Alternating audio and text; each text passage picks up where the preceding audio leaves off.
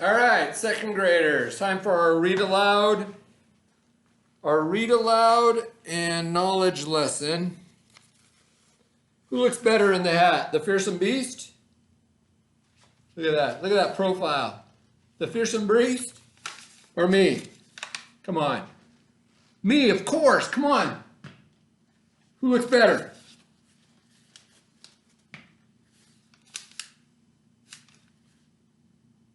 Okay. So when you send your work back, I want you to tell me who looked better, the fearsome beast or me. Vote for me. The fearsome beast is saying vote for him. But I think it's me. But I guess you need to tell us. Who looks better in the glasses? Who looks more nerdy? Me? Or I can't put him around him? Or the fearsome beast? Oh yeah, look at that. I think he's got me beat. He's much more handsome than I am. Holy cow, look at that. All right, second graders. For our read aloud, yesterday, let me put on my nerdy glasses. Yesterday, we read about Anton van Leeuwenhoek. Okay? What were some words to describe him? Some describing words, some adjectives. You remember? Anton van Leeuwenhoek. Remember we talked about him? You need to be paying attention to me, not him. Okay? Listen to me. Okay? Don't listen to him. He's got to keep his mouth shut. Okay? So, he was curious, smart. We said maybe brave. You know, he really wanted to learn more about stuff. So, yesterday we talked about the five senses. The five senses. So we have touch, right? We have the fearsome beast touching this book. Okay, sight. Oh, poke him in his eye. So he has the sight. Okay, smell, which is right here. Taste. And he needs to have ears. Look at these ears. These look like ears. He can move one of his ears. Can you move your ears? Okay. So those are your five senses from yesterday, if you recall. Even the fearsome beast knows the five senses. Okay? Awesome. So with today's read aloud, we're going to read a little bit more about the amazing human body. Not this guy's human body. So cells are the smallest units of living things. Okay, the building blocks, we're all made up of cells. Cells, the next word. Fun. Remember we did the T-I-O-N yesterday? Shun. Functions. Functions. So we're going to maybe learn about the functions of cells or what they do. A function is roles or jobs, purposes, the reason why we do things, or activities that support certain things, certain accomplishments, the functions. Next word is microscopic. We learned microscopic yesterday, or we may have learned it yesterday. Something microscopic is very small. You need a microscope to see it. So not visible to the human eye is microscopic. And the next word is tissue. Tissue, and I'm not talking about the tissue you blow your nose in or when you wipe your nose in your hand and your mom gives you a tissue instead. Okay? But a tissue is a group of cells that perform the same job in living organisms. So that it's a group of cells that performs a certain job in an organism or in a living animal. So those are tissue. We're going to read a little bit about it, and it'll make more sense when we read. So I'm going to have to read today this guy. He can hear no evil, see no evil, say no evil, smell no evil. Anyway, he can hear, but he can't really read. All right.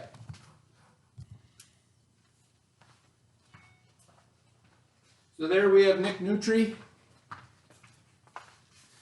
And we're going to read about cells today. And here we begin. Nick Nutri holding a cell phone. It may be that you think of a cell phone like this, right? Telephone companies divide cities, towns, and countrysides into lots of separate areas in order to provide the best service. Each area is called a cell. That's why mobile or movable phones are called cell phones. They use signals from lots of different cells. What do you remember about the hives of honeybees? Remember honeybees? Their hives are made up of lots of different areas called cells too. Different activities occur in each cell. Another example might help us understand cells would be the large multi-floor school building that has many classrooms.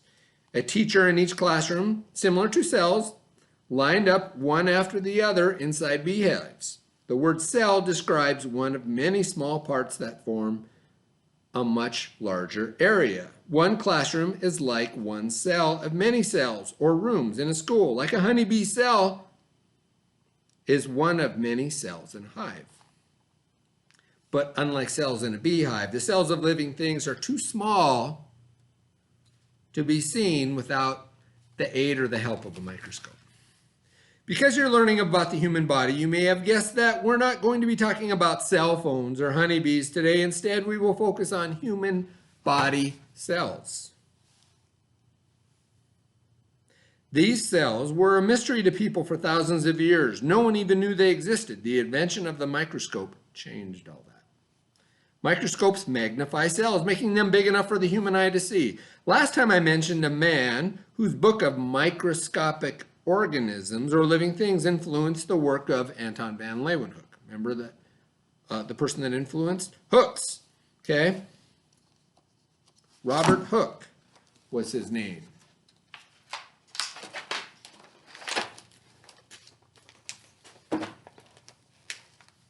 The man was an Englishman named Robert Hooke. In one of Hooke's first experiments with a microscope, he sliced open the stem of a cork plant and placed it under his lens. Remember a cork plant, a tree or a plant, cork in Ferdinand, he sat under a cork tree. What he saw amazed him. The cork was made up of tiny walled spaces. These little boxes reminded him of cells in a honeycomb.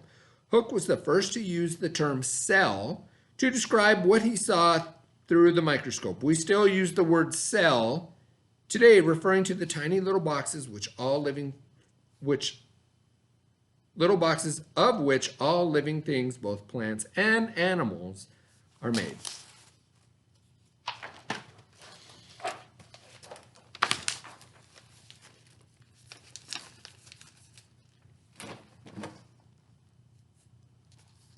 All living things, no matter how big or how small, are made up of microscopic units called cells. Cells are the body's building blocks, the smallest units of life that can carry out the functions or jobs of a living thing. They are so small they cannot be seen without the aid of a microscope. That is why we call them microscopic.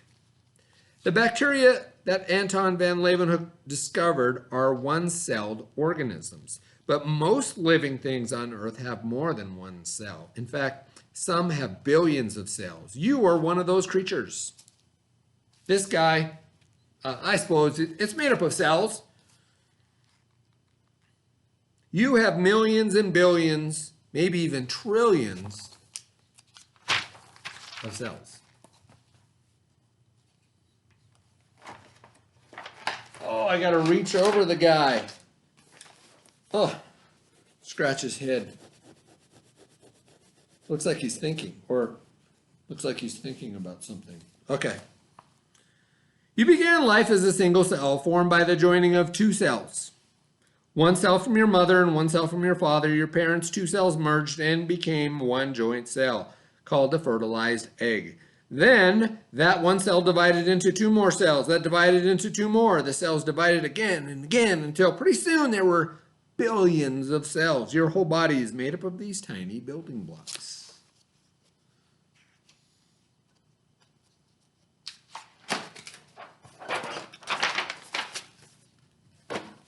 There's lots of pictures today. The human body is a collection of more than 200 different types of cells. Cells come in all shapes and sizes depending upon their jobs or their functions. They must perform. Bone cells build bone. Skin cells, well, build skin. And guess what muscle cells build? Muscles. The shape of a cell usually reflects the role it plays in the day-to-day working of the human body. For example, red blood cells are shaped somewhat like shallow bowls. Like little bowls. Just like bowls, they can be used to hold things like cereal, milk, or ice cream. The bowl-shaped red blood cells hold and carry nutrients throughout your blood. What are nutrients? I think we talked about that a couple days ago. They're nourishing substances necessary for growth and maintenance of life. So we have a bone cell, muscle cells, and red blood cells. And remember, red blood cells are kind of shaped like little bowls because they have to carry nutrients throughout your body.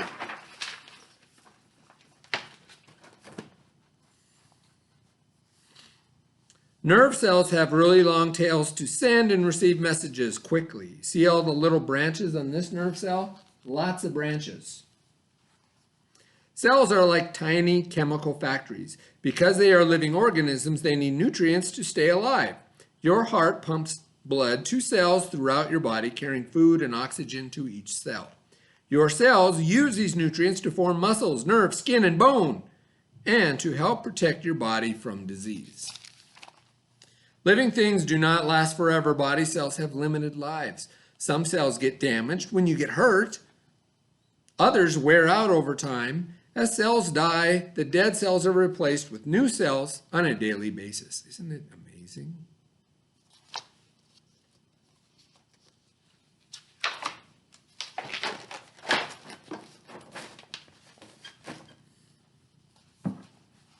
Looks like he's reading, doesn't it? Let's look closely at a microscopic section of skin. Skin cells are packed tightly together to form protective boundary or dividing line between you and the environment. Do you see the layers of cells stacked on top of the other? The old dead cells flake off. Can't really see that. Flake off and form a protective layer for the new cells that are constantly growing beneath. They grow, split, make up new cells, and die. Some cells live for only a few days. Others live for years. Cells work together. They are organized into groups of cells that all perform the same function. Okay, what does function mean again? It's a job or a purpose is function. These groups of cells are called tissue. Tissue is a collection of the same kinds of cells working together to do the same job. There are 4 main types of tissue, and each type serves a different function. The 4 types of tissue are connective, which means they connect stuff, muscle, nervous, and epithelial. Epithelial, that's how you say that, epithelial.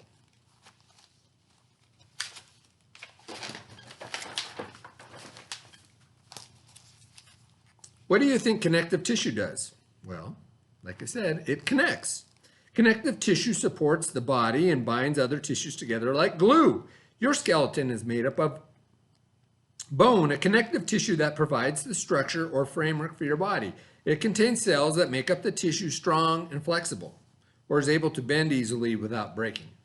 Fat is a connective tissue padding your body and supplying it with energy. You may be surprised to learn that blood is also connective tissue, but think about it. This liquid tissue flows throughout your entire body and connects all of its many parts.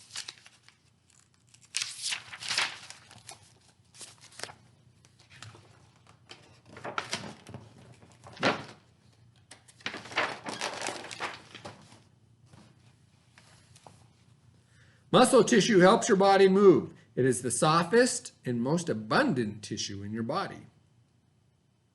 You can see how much muscle tissue there is throughout the human body. So the red being the muscle tissue. So here you have your skeleton and then the muscle tissue. Okay? There are different kinds of muscle tissue. Your stomach walls are lined with smooth muscle tissue that helps digest your food, which I'm having trouble doing because of this guy. Oh. What does the cardiac muscle do? It's found only in your heart. Cardiac muscle. And its job is to pump your blood. Skeletal muscle tissue moves your bones. The long, thin strands of muscle tissue stretch and shrink in response to messages from your brain.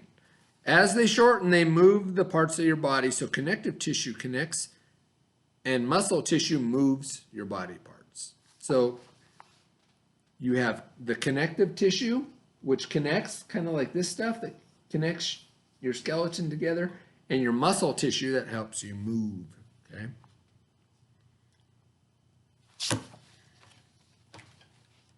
Lots of cool pictures today. The third type of body tissue is nervous tissue. Maybe you can figure out what it does based on its name. What does it do? Nervous tissue runs through your body and connects to your brain. Nervous tissue serves as the messengers between your brain and the body. Nerve cells within the nervous tissue sense a stimulus and carry electrical signals from the brain. A stimulus is a thing that starts other actions. So an example of stimulus might be light, right? Sound or touch. Nervous tissue acts as the body's most important communication system. One example of how nervous tissue works would be when you touch something that is so hot that you would burn yourself. Your nervous tissue receives a stimulus of extreme heat. The message is sent to your brain. Your brain sends a message back to the nervous tissue to tell your tissue to jerk your hand away from the hot stimulus. This happens almost automatically without you having to think about it. So that's how fast it moves. If you touch something hot, you move your hand away really fast. So it moves very quickly.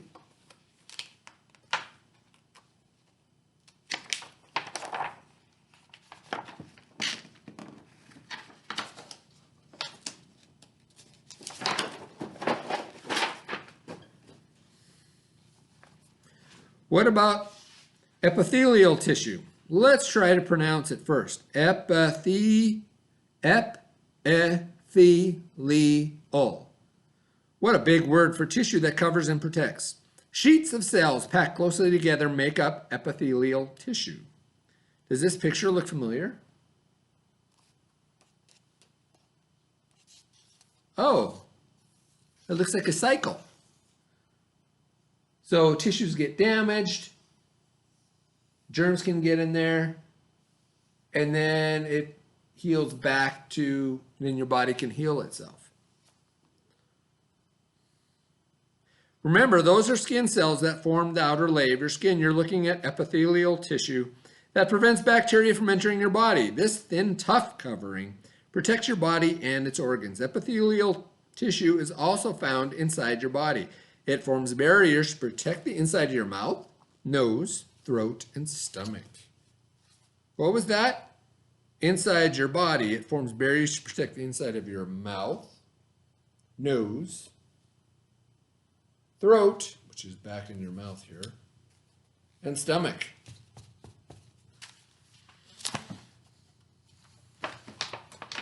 Epithelial tissue. That's the word of the day. If you can say epithelial to your mom or your dad, they'll be impressed. Say it again. Epithelial. Epithelial. Everything you do, from breathing to eating to running, requires lots of working cells.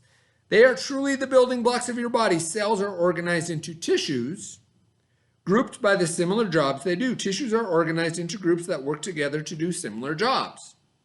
You will learn about these groups of tissues the next time we're together. So, to review, the fearsome beast wants to know, what's the smallest microscopic building block of all living things? What is it called? The smallest? The cell. A cell. And why do we call cells microscopic? How can we use the word microscopic? because they're too small to be seen, right? Okay, remember there were four types of tissue. Do you remember what they were? Number one, connective. Number two, muscle, which I have none. I shouldn't even do that. All right. Nervous, which, right? Whoa. Your nervous tissue. And epithelial. Say epithelial.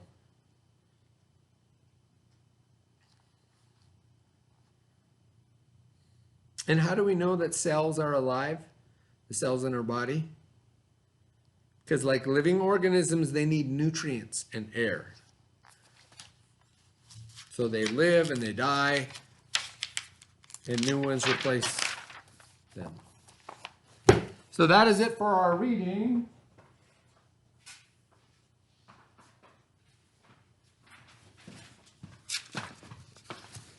So I have this sheet.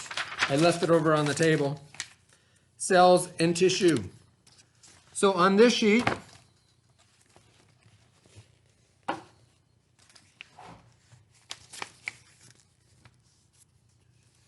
I'd like you to tell me the difference or how cells and tissue work together, okay?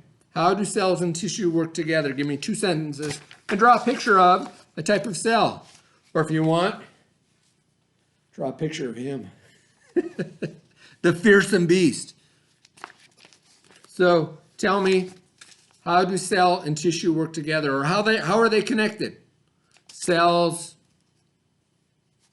blah, blah, blah. So tell me all that, put it on the sheet and get it back to me. So that would be it for our read aloud. The fearsome beast is tired. Oh my gosh. He's really tired. That's pretty funny. All right, so after this, we'll do handwriting and we will be done for the day.